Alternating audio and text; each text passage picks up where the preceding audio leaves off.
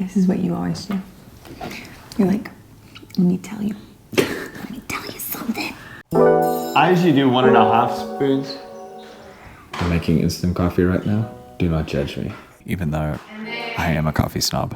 Kind of talk through I may even preface to some degree to just say, I know some of this stuff sounds crazy, and the reality is it did happen, but stuff like this doesn't need to happen in order for you to act on faith. To be honest, the tension is we've had to constantly go back to that first story we told and to this phone call with Angel to make sure, did we hear right? All right, here's a question for you. What is your favorite instant coffee? No one's gonna have a favorite instant coffee. I think you can get Nescafe Gold here because of the... If you want a tip on how to make half decent instant coffee, put the milk in first. Part 2. Part 2. Okay, so in the last video, if you haven't gone back and taken a look at that video, I recommend pausing this video, like and subscribing, and then going back to the previous video and then liking that video. That way you're caught up, you know what's going on. Right. We shared in the last video that we feel God calling us to plant a church, that we're moving to Utah. And we gave kind of the headlines of what that looked like, but a lot of that content was filmed last October. And so this is a video, it's now May. So much has happened since then. So much. And so we wanted to bring you in to kind of what's been going on. To be clear, when we felt called by God that we were gonna plant a church in Utah someday, we didn't have clarity on timeline. Like we had no idea when that was happening. Even when we filmed that video in October of last year, we knew this is an inevitable step that God is calling us to take, but we had no idea when it was gonna happen. Yeah, it could be 10 years. Yeah. This could be, okay, probably not 10 years, but we just thought it could be a lot longer. God just gave us an assignment, we said yes, and then it was a season of waiting. Lord will make it clear when he wants to move us. Yeah. While that's going on, we're just gonna enjoy the life that he's helped us build. And it really felt like that. It felt like such a good year. And one of the verses that really was highlighted to Ryan last summer, Ryan had a verse from Hebrews just kind of jump out at him, and it says, after he'd waited patiently, Abraham received what had been promised.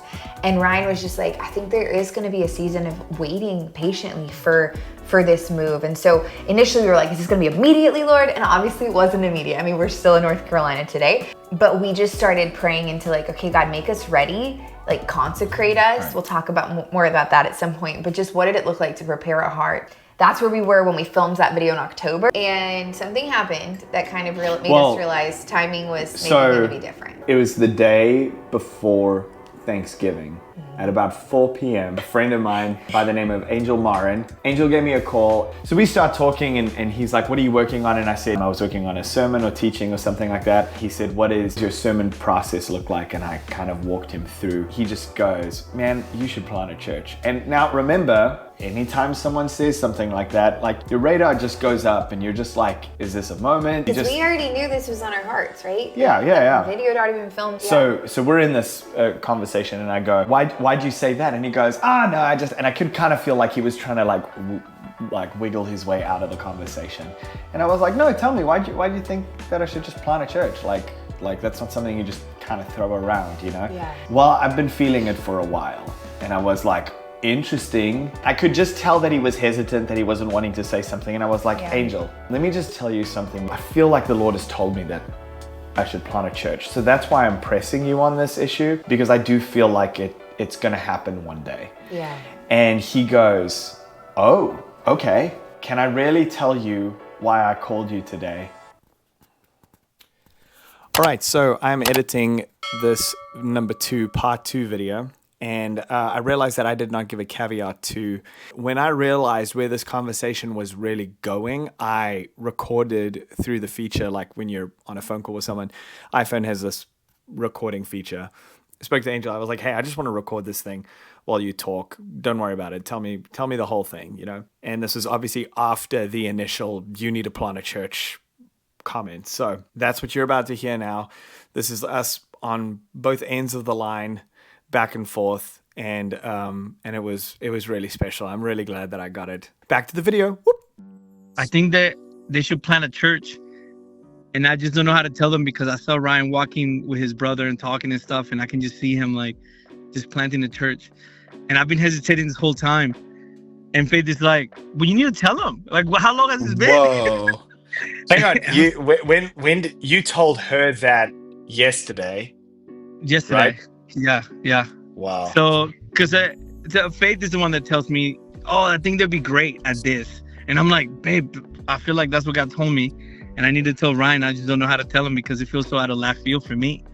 This card thing is taking longer than I thought. I was like, wow, let me go to this Italian restaurant here.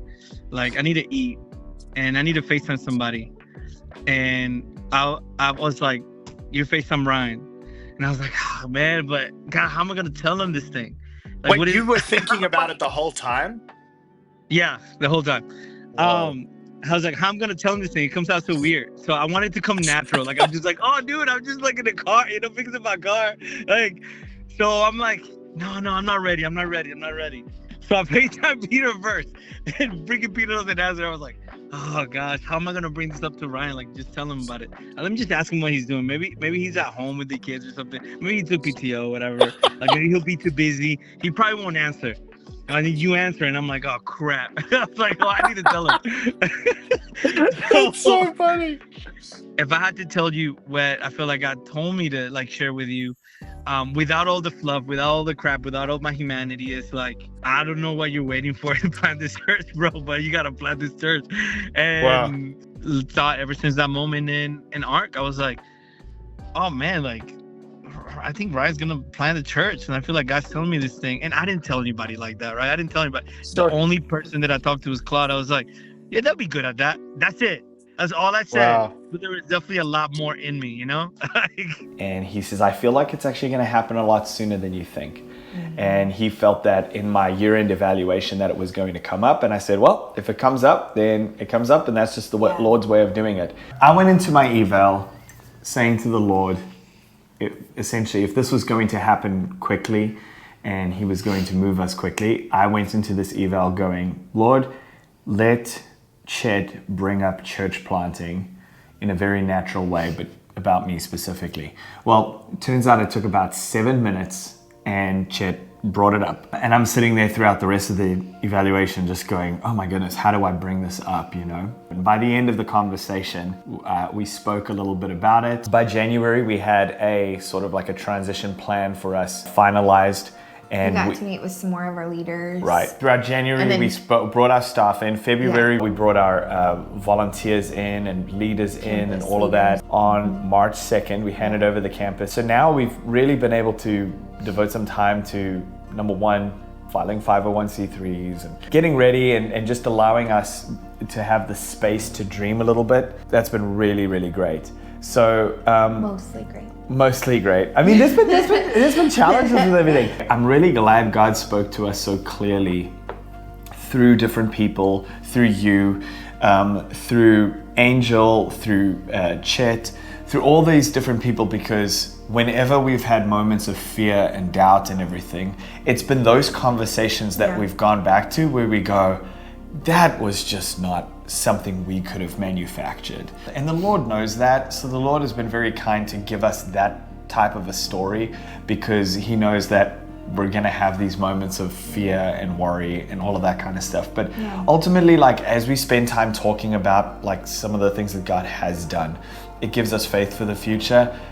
There is a lot of unknowns that are still out there. We just know that he spoke. I would say probably for a few months, my overarching feeling, as much as I wish I could be like, it was faith, it was like we had a word from God, like, yes, that, but like, I would say for me at least, like, the primary feeling I felt from like January till March was just like grief. Yeah. And not in a sense of like despair. No. But in the sense of like, you're saying goodbye. It's a goodbye. It's a door that has to close for the next thing to open. And that's very real and that's very human. There's like emotion and there's loss. And there's like having conversations with our kids and our son who's like, Mommy, I'm really gonna miss our friends. I'm excited about Utah, but I'm gonna really miss my friends. And sitting with him in that and being like, me too, bud. like, and I just think that's the part of this that has to be acknowledged, is like there's something that is closing. There's something that is ending as something else is beginning. And so being able to say, God, I'm going to grieve that, and I'm going to demonstrate my gratitude for it because I loved it so much, like, because you've been so faithful. And so a lot of the last few months has been kind of meditating on the faithfulness of God and acknowledging what a gift this season of our life has been, this last decade of our life. And being like, I am really hopeful about what's coming. Right. Like, I really, really am. I feel it like deep in my soul that this is from him and it's going to be good. But right now it's like, we don't exactly have all the details fleshed out. And so we're a little bit in the middle right now. We feel good. There's a lot of things that God has kind of been speaking, that we've done a lot of research into the areas. We've decided on a city Place. that we're moving to. We don't have a house yet, but our kids have a school. Kids have a school. We know when we absolutely have to be there because the kids have to will start school in August. But we don't have any hard dates on our last day here and all of that. So there's a lot still to be done and everything. And part of that was wanting to bring as many people into this as possible as well. After January, when we decided the timeline and everything, got connected to a bunch of pastors out in the Utah area and everything. Awesome. Here's the beautiful thing. Every pastor that we spoke to was unbelievably encouraging. And now keep in mind, we already said yes to the Lord when this happened. They also gave us a very real idea of what we're walking into, going into Utah specifically. So it was encouraging and yet required a lot of faith. They're basically just saying to us, like, we need more pastors to come out here. I've never met more pastors eager to have pastors come in. Initially, we felt like, oh, we're going as church planters. And the more we walk down this path, the more we realize that church planters, yes, but that will be second. The first thing we're going in is as missionaries. It is a mission field out in Utah.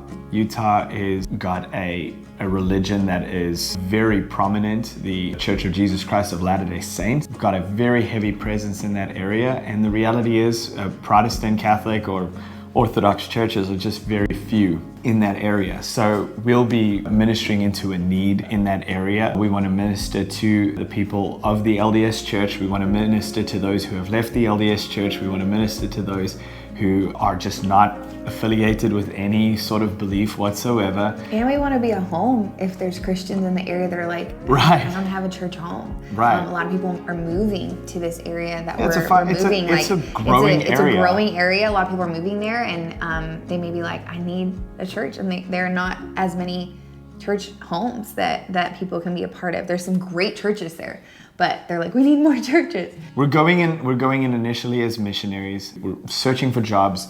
Our first goal is just to get our kids sorted, let them be comfortable and everything.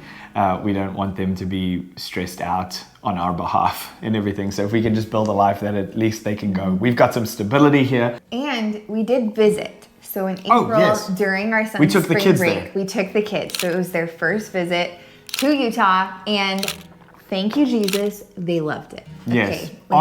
Arlie, Last day. our youngest, she cried the day before we were leaving. She had a very honest conversation with me. She's only 5. And she started to cry, and she's just like, I don't want to leave Utah. I don't want to leave Utah. And we were only there for 5 days at the time or something like that. So it was very wonderful for us to hear her articulate how much she really loved it. Or just us beginning to talk about it over the last few months and everything, to get them to this idea of what does it even mean to plant a church. We know that the assignment is clear, and God has been so gracious to also give us a hope for it, and also put it on our kids' hearts, get them excited for our big step. So anyways, really anywhere in Utah to plant a church, there is a need for it. And that's great, because wherever you go, you're going to be helpful to the body of Christ. And we were talking to many pastors, and we said, hey, we want to be the most helpful. What are some of the places that you think we should be considering? Many pastors just pointed us in the direction south of Salt Lake County, in a county called Utah County. They had a bunch of different areas, and we did a little bit of research in that county specifically, looking for a place that we would resonate with. We don't know where the final destination is or anything like that, but we're looking at moving to Lehi. That is just south of Salt Lake County, and it is just the first city that you really drive into when you're coming from Salt Lake County into Utah County. All we knew about Utah was Salt Lake City. Like, which got us to the area. So we just didn't know it. God kind of like used Salt Lake City, and then the reality is we weren't gonna get attached to like the geographical city limits or anything like that. It leaned us in to be like, okay, God, now within this region that you have called us, where can we be most helpful to the Big C Church? So that is where we are going. We will shoot another video in the next up and coming few days. We'll talk a little bit about why exactly that area, what sort of led us to that. And I'll say this, pray about partnering with us financially. And we'll have all of that stuff set up in the next few weeks. It takes a little bit to get the 501c3 started and then to get bank accounts opened and all of that kind of stuff. But pray about partnering with us financially. Love you all. See you in the next video.